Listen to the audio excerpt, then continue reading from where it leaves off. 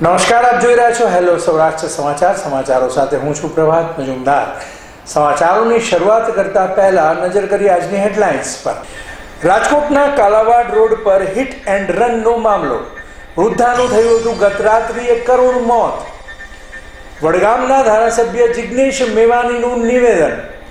1.5 મહિના સુધી ભાજપના હોદ્દેદારોને પરિવારોના આંસુ લૂછવાનો સમય ન હતો. રાજકોટ મહાનગરપાલિકાના પૂર્વ ટીપીઓ સાગઠિયાનું વધુ એક કારસ્તાન સામે આવ્યું. ઇમ્પેક્ટ ફીના નામે શાળા કોલેજના ટેરેસ પર ગેરકાયદેસર ડોમ બાંધવા આપી હતી મંજૂરી.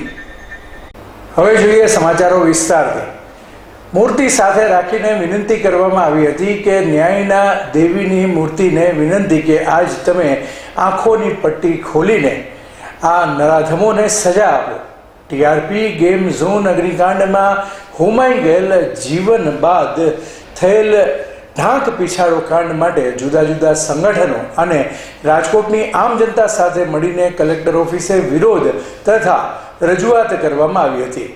મુખ્ય માંગ છે જવાબદાર અધિકારીઓ તેમજ પદાધિકારીઓ અને નેતાઓને ખૂબ જ કડક સજા આપવામાં આવે. આજીવન કેદની અથવા ફાંસીની અને આની ઊંડી તપાસ થવી જોઈએ.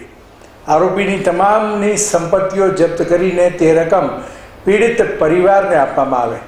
અમારે કોઈ પાર્ટી કે કોઈ વ્યક્તિનો વિરોધ નથી, ખાલી ખરાબ લોકોનો જ વિરોધ છે.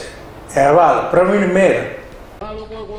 આજ રોજ રાજકોટના જુદા જુદા સંગઠનો તેમજ રાજકોટના અન્ય લોકો સાથે એક સાથે મળીને અહીંયા કલેક્ટર ઓફિસે રજૂઆત કરવા આવ્યા છીએ.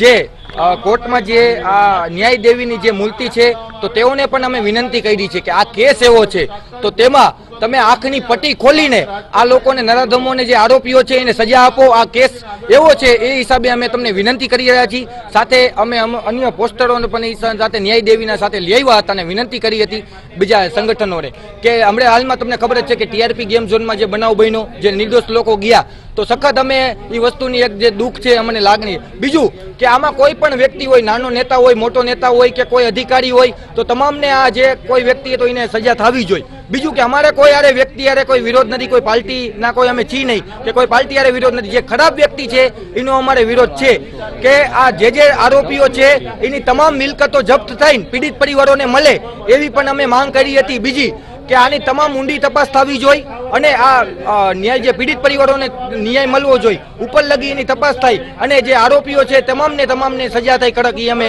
એક માંગ કરવા આવ્યા છે.